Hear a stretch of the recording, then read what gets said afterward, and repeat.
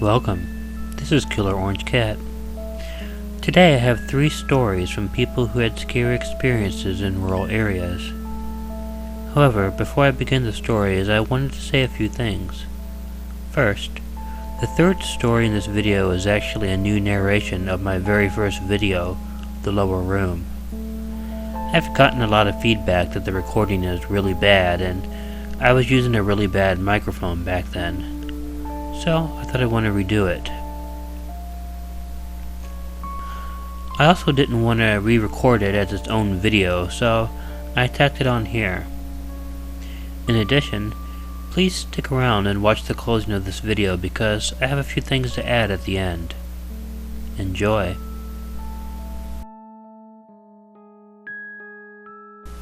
Good directions. I live way out in the country, on Ridge in Ohio actually. My husband and I moved out here shortly after we were married. It was how I wanted to live, at least an hour drive from town.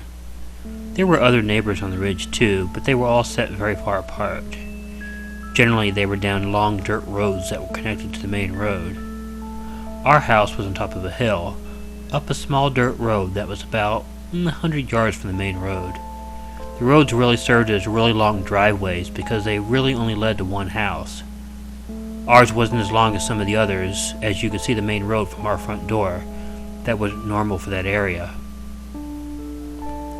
My husband worked on a boat on the Ohio River and would often be gone for days. It didn't bother me as I had a lot of time to myself and he made pretty good money. Plus when he was not working, we had a lot of time to spend with each other. One night, being the night before my husband would be coming home, I was watching a movie with my daughters. It was in October and the sun had been down for a couple hours at that point. While we were watching the movie, I heard a knock at our front door. We all looked at each other because this was really odd. We never locked our doors and the only people who ever came here would generally just walk into the house. But I went ahead and opened the door. Standing on my porch was a dirty man who looked like he was in his 30s. He was dressed in ragged clothing, had a dirty brown beard, and completely bloodshot eyes. When I saw him, I asked how I could help him. Could you tell me how to get back to the main road? He asked, looking very uncomfortable. The question made no sense to me. You could see the main road from my house. It was only 100 yards away, but this man acted like he was lost. But with my husband away from home, I really didn't want to point out the stupidity of this man's question and risk pissing him off. So I pointed back down the driveway and he thanked me. He walked over to a dirty old Pinto he must have been driving, got in and drove away. The next day when my husband came home, I told him what had happened. He figured it was probably just some wino who was too drunk to know where he was. I hadn't remembered smelling alcohol on him, but I figured my husband must have been right, and I put it out of my mind. About a week later, when my husband was again gone, I was again watching a movie with my daughters at night, when I heard a knock at the door. I went to answer it, and to my alarm, it was the man from the previous encounter. I was mildly unnerved, but tried not to let it show. I again asked what I can do for him. Could you tell me how to get back to the main road? He asked, looking very uncomfortable. It was all too obvious that this man was unbalanced. Well, either that or he was up to something. But I figured if my ploy worked the first time, it might work the second time as well. So I pointed down the driveway, he thanked me, got back into his car and drove away. Well, my husband and I were concerned this time, but we weren't really sure what we could do about it. He didn't do anything illegal, just weird. So we just started by locking the doors from now on. I wanted him to stay home from work, but it was nearly impossible for him to ever get time off. Instead, the next time he left, he had his nephew Todd come over and keep us company. Well, that night came, and Todd came over. Like we expected, a couple hours after sunset, we heard a knock at the door. This time, Todd went to the door instead of me. Now, Todd was a big guy. He was 6'3" and at least a good 200 pounds. Todd opened the door and the strange man was there, and he looked very shocked to see Todd, but he composed himself and started to ask his question. Could you tell me how to get back to the... And Todd cut him off. He told the guy he didn't know what the hell his problem was, but he better quit coming to the house and bugging us with his stupid question over and over, or Todd would make him regret ever coming back. The man, who had previously looked very nervous each time he'd come to the door, suddenly didn't look nervous at all. With lightning-fast reflexes, he grabbed a knife out of his jacket and made a stab at Todd. He got Todd good on the arm, and Todd fell backwards. However, as I was right by the door, I was able to slam it in the guy's face and lock it. He looked through the window and began tapping his knife on the window a few times. He smiled at me. Then he tapped his knife on the window again. Then he walked over to the front window of the house and looked in. He curved his head to the side, looked at me, and began tapping his knife on the window again. And he smiled again. After a moment, he came back to the door and repeated this. Completely freaked out, I finally asked him what he wanted. Yeah. Could you tell me how to get back to the main road? He asked. I was completely thrown. It was the strangest situation I'd ever seen. After what had just happened, he just asked that dumb question again. Well, I kneeled down beside Todd as my daughters ran to call 911. I simply pointed down the house toward the main road. The man thanked me, walked over to his car, and drove away. He never came back. I have no explanation for the man's weird behavior, and the police never caught him. Other than the answer to his question, I have no idea what he wanted. But it's the fact that I don't know that is the scariest part of the whole thing.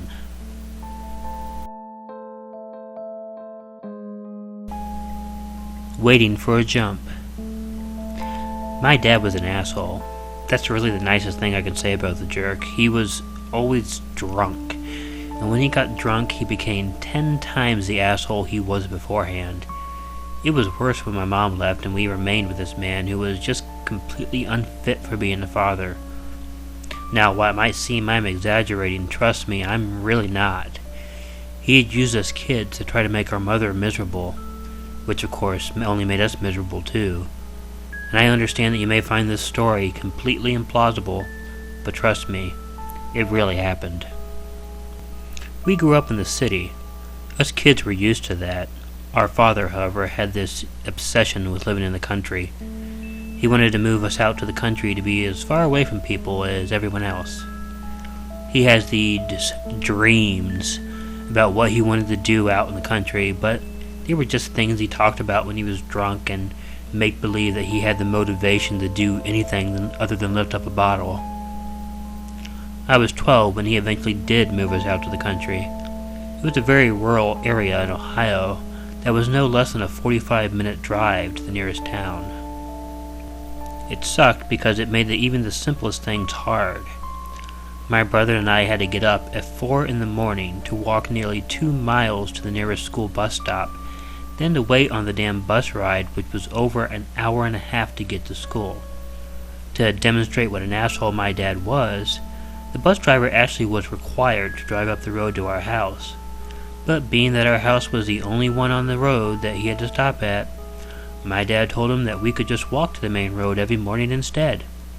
So, as was usual for this jerk, he made our lives hard in order to make some stranger's life easy. Well, I don't want to get off on too much of a dad-hating rant. It will get way off the point of this story. But I want to tell you about the freakiest thing that ever happened to me when we lived out there. My dad and brother were restoring an old Mustang. After they got it running, my dad took it out for a ride one day. He went much further down the gravel route that we lived on. We were at the top of a hill, and the road went up and down many hills, but there were no houses for miles. In fact, when we drove further out that way ourselves, it would take at least 30 minutes of driving to find anything, and that was about as rural as you could get. Well, on that day my dad took that car for a test drive, he was gone for a long time. Many hours afterwards, he came back to the door and looked winded. Apparently, the battery on the car had died far from the house, and he had to walk his way back home. He, of course, immediately grabbed a beer and sat down on his lazy butt and told me to go grab the jumper cables. When I did, he told me to take the cables to the car and wait for someone to come by and ask for a jump. When I protested, he told me that he had been out there long enough and I had to do it simply because he told me to. Now you're probably thinking, why would he send a 13-year-old out? I had a birthday while we lived there to do that.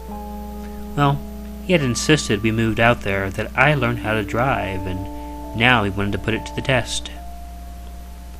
Anyhow, I took the cables and went out to the car. It was already dusk by the time I got there, and I knew it would be getting cold, so I got into the car. It didn't take very long for it to get dark, and by the time it was dark, no car had come by yet. And honestly, I didn't expect it to. Well, I can't tell you how long I stayed there in the dark in that car. I was at a complete loss as what to do. I could hope a car would eventually come by, but I doubted it would. I neither could nor would I have wanted to go back home in the dark. So, all I figured I could do was keep on waiting. After a while, I thought I saw something up on the hill. It was just a flicker of light, though, and I dismissed it at first. It may have been lightning bugs, or fireflies if you prefer to call them that. But after a short period of time, I saw it again, and it was getting closer. And it was gone again. Next time I saw it, I began to get slightly concerned. When the light finally got close enough, I could see it was another person. I swore under my breath. Although I would have welcomed a car to give me a jump, someone walking around in the woods in the middle of the night was not someone I really wanted anything to do with. As a precaution, I locked the doors of the car and sort of lowered myself down in the seat. I remained there in the car for a while, just trying to be quiet and unnoticed. I guess it was kind of silly because even if I wasn't seen, it would look like an abandoned car was just sitting there. At least about 30 minutes had passed since the last time I'd seen one of the lights, and I thought I was in the clear. I began wondering what I was going to do next. And then I heard it. I heard a tapping noise. I looked over at the passenger door window to see where it was coming from. At first I saw nothing, but then I saw two fingers slowly rise into view, and they slowly tapped on the window before retreating again. Ah, hell, I thought. Whoever it was, they decided they had to mess with me too. I waited for a while, looking at the passenger window for a bit, wondering what was going to happen next. After a while, I finally saw the two fingers re-emerge, and they looked like they were about to tap on the window, but they stopped. But I heard the tapping. It was behind me. Well, I jumped out of my skin since my back was facing that door, and I saw a second hand. Apparently the people who were out there were extremely amused because I heard some laughing. I kept an eye on both windows as well as I possibly could before the hands began tapping simultaneously on both of them. Completely freaked out, I lowered myself in the seat and tried to find a weapon on the floor. I reached around for a bit, and finally, with a breath of relief, my hand closed on a tire iron. My relief didn't last very long though, because while the two pairs of hands were still tapping on the two side windows, I saw a figure stand up in front of the car. There was a third person. Not knowing what the hell to do, I reacted on instinct and I tried flashing the lights at the guy in front of me. And they came on. They didn't just come on, they completely came on.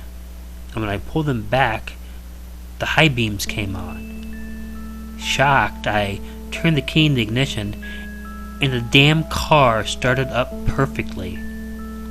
Well, I didn't ask questions, I just put the car in the drive and hit the gas. I hit the guy in front of me, who wasn't able to get out of the way in time, but it wasn't a hard hit since he was right in front of the car. I didn't really care anyways, because they were threatening me, and whatever he got, he deserved. I floored it, and I did not stop until I got home. Now, remember when I told you my dad was an asshole? Well, when I got home, he was laughing his ass off because it had taken me so long to figure out the car was never dead to begin with. It was an idiotic joke. When I told him what happened, however, he swore up and down that he had nothing to do with those other people. I don't know. I think a man who would send his son out on such a bad practical joke to begin with doesn't get the benefit of the doubt. He's an asshole. The lower room. It's ironic that today I've gone into psychology as a profession. When I was a kid, the biggest source of fear I had were stories about insane asylums and escaped mental patients. Today, I deal with psychiatric patients in psychiatric wards in hospitals. The scary world of the criminally insane that children believe in is not really true, but you never could have told me that as a pre-teenager. Now, my dad and my older brother were the type who liked to try and scare me as much as possible. I don't think they ever truly meant me any harm. They were just the type who enjoyed scaring people late at night and thought it was normal. I remember such things as the time my brother bought a Freddy Krueger glove and hid under my bed. Eventually he extended the hand out underneath it to grab me and almost made me wet the bed. Or there was the time we were watching Child's Play and he threw one of those My Buddy dolls at me halfway through the film. Or the worst one from my brother that I can remember was when I was watching a zombie movie with my friends and I was sitting in a couch by the window.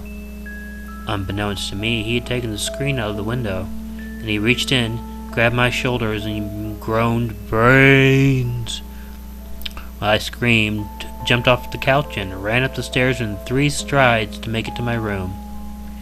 He had a good laugh over all of those, and after getting over the initial annoyance, I always had to admit they were pretty good jokes. When I was 14, my dad finally bought a house out in rural Virginia. Being someone that had been used to living in more northern urban areas, I wasn't very pleased. I also wasn't very happy with the house itself. It was very old and somewhat unkempt. My dad was always the type who bought fixer-uppers and then never tried to actually fix them up, so it was an old house and was likely not going to be any better than it was when we got it. When we moved in, I wasn't familiar with the area, and when I asked my dad why he chose to move there, he told me because he got a good deal on the house. When I continued to wonder why he got such a good deal on a house in the country, he told me that no one wants to live in that part of the county because of an old insane asylum that was kept out in the hills. People were always worried that escaped prisoners would break into their houses and do hideous things to their families. Well, nowadays, looking back, I know it was nonsense. But I was a teenager with a healthy fear of mental patients, so I believed him. When given choice of the rooms in the house, I chose an odd and windowless room that was set slightly lower than the rest of the house. I liked it because it had no windows. There was one set of 5 steep wooden stairs that led up to the main part of the house. Now, while this may seem like the choice some idiot in a horror film would make, I actually had a valid reason for it. Without windows, I wouldn't wonder who might be looking in at me. I could put my bed across the room from the stairs so I could always keep an eye on the one and only way in and out. As a plus, the stairs creaked so loudly when anyone walked on them that there was no chance that anybody could come down and surprise me. The floors were very old hardwood that also creaked so loudly that no matter how softly you walked on them, you could not be quiet. I would always know if my brother or dad were coming to scare me. Yeah, you're probably thinking I'm a wuss listening to this, but I'd rather be an overly cautious and living wuss than to be the idiot who hears a noise in the next room, investigates it, and gets killed by Michael Myers. Actually, though, it was less of a matter of protecting myself from mental patients than it was a matter of not letting my dad or brother surprise and scare me. For anyone listening who had a family who enjoys frightening them, you'll understand what I mean. Well, we lived in the house for a while without incident. My family kept up with the stories about the asylum, but they became less and less scary as the nights went by without anything actually happening. I had come to the conclusion that the whole asylum thing had been made up. Late one night in July, about 4 months after we moved into the house, I was laying in my room reading a book. I tended to stay up rather late, much later than the rest of my family did. Finally though, about 1 o'clock in the morning, I decided to get some rest. Now stage 1 sleep is what we call that period of time where you first begin drifting off. You know what I mean, it's the time where you never remember anything unless something brings you out of it. That time when your mind thinks that weird things that you won't remember in the morning. Well, something brought me out of stage 1 sleep. Wasn't sure what it was at first. I knew I must have heard something, but really had no idea what it was, until I heard it again. It was a creaking noise. A very distinct creak that one would hear as if someone were walking down some old wooden stairs. My heart felt like it stopped for a moment. It actually felt like it paused as a million things rushed through my head. My first instinct was to turn on the lamp by my bed right away. The sound was coming from the stairs, and if I could get the light on before anyone got all the way down, I'd see them. So I quickly moved my body over and flipped on the lamp right away. I also jumped out of my bed, my feet causing my own creaking as they hit the hardwood floor. Looking over at the stairs, exactly where the sound had come from, I saw nothing. I walked very slowly over to the stairwell and looked up. The door was not only closed, it was also locked, just like I had left it. I paced for a while, causing the floor to keep creaking. Once I had calmed down enough, I decided it must have just been the house settling, so I went back to bed. I wasn't necessarily relaxed when I turned the lights back off, so I didn't drift into stage 1 sleep as quickly as I had before. About 15 minutes after I laid down, I opened my eyes and looked at the clock. I sighed, and simultaneously with that sigh, I heard the noise again. It was the same noise, coming from the same area. My heart began to race, thinking about what possibly could be happening. The noise was once again coming from the direction of the stairwell, but I didn't hear the door open.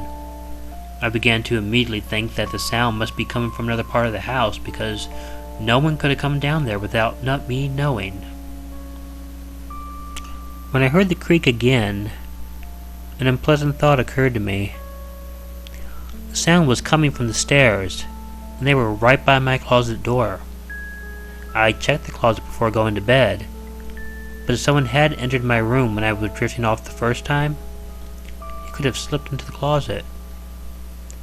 It had a regular swinging door on it, and I always checked it and then closed it before going to bed. I heard the sound once more, and then flipped over again and turned the light on. I then jumped off my bed, my feet hitting the floor and making my own loud creaking noise. For the second time, though, I wanted anyone who was in there to be aware I was listening. As I slowly walked over to the closet door, my mind created all sorts of weird images. My imagination was flooded with ideas of escaped mental patients hiding in the closet, waiting for me.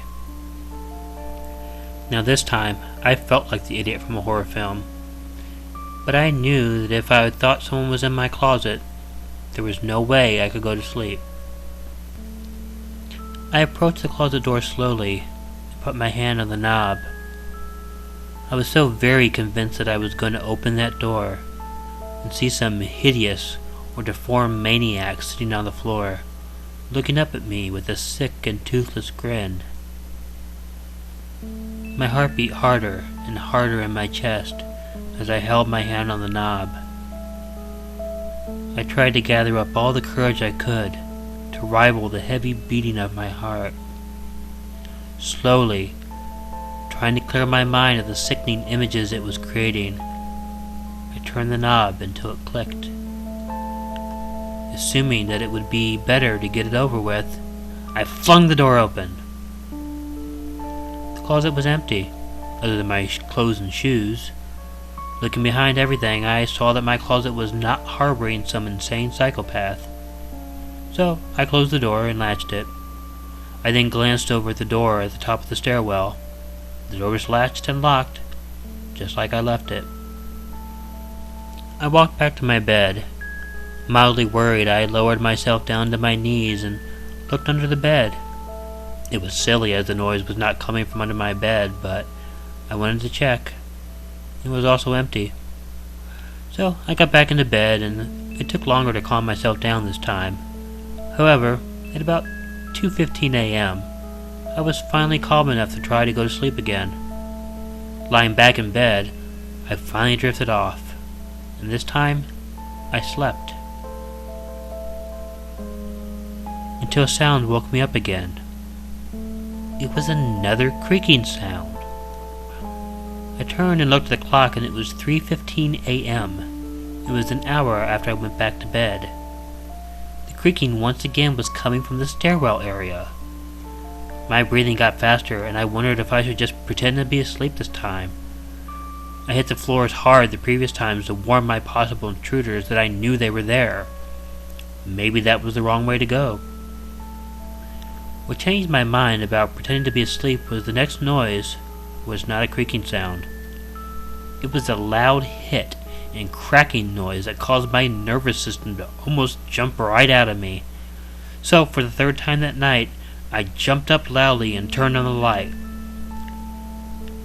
Scanning the room, I immediately saw what had to be causing those noises. Coming out of the floor from underneath, by the stairwell, were the blades of what I assumed to be a pair of hedge clippers. It was as if they were thrust through the floor from underneath, and they were moving. Faster than I had ever moved before or moved since, I jumped out of bed, cleared the 5 steps in 2 lengths, and ran up the door screaming. My family all got out of bed, and when I told them what happened, I half expected them to tell me they had played a prank on me. Instead, we heard another loud crack coming from the downstairs, and my parents called the police. While it might make this story complete if I told you it was a prank or that there really was an insane asylum, the truth was scary enough without those details. A drifter had come into the area and had gotten into the crawl space, trying to break into the house. He had chosen my room because there were no windows, so he assumed it was a pantry or a shed. He had gotten stuck under there and could not back himself out. He was using the clippers to try to get himself out through the cheap old wooden floor. Every time I jumped up, he heard the creaking of my feet on the floor, and that is when he stopped and waited for me to go back to sleep. I could try to scare you by telling you the man was an escaped mental patient who had been wanting to torment me and kill me, but I won't. I could tell you that he was a cramly, homeless guy that just wanted to torture me, but I won't. What I will tell you, though, is when I asked my dad why the man had taken hedge clippers into the crawl space with him, for the first time ever, he did not try to scare me.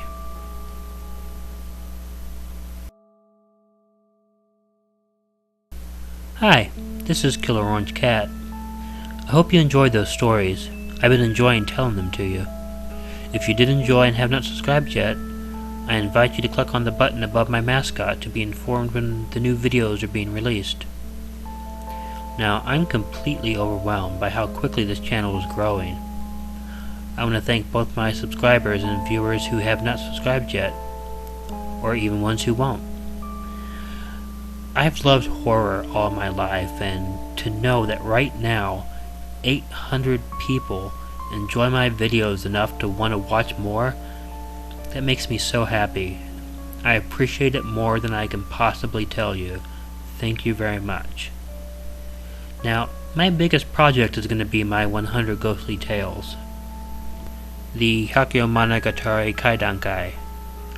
But I realize I'll need to tweak how I'm doing this project. It's a lot more work than I thought it would be, so if I post all the videos on Halloween, I'm not going to have any new content until then. So instead, I'm going to begin posting the videos this week, all the ones that'll be part of the Hakemonogatari Kaidankai. The 100th video will be posted on Halloween. This way I can have a continuous stream of content coming out this month, which is my favorite time of year. Thanks for listening again, and before you go to bed tonight, you can check under your bed and look in the closet, but it won't matter. Even if you don't find anyone there, it doesn't change the fact that you're never truly alone. See you next time.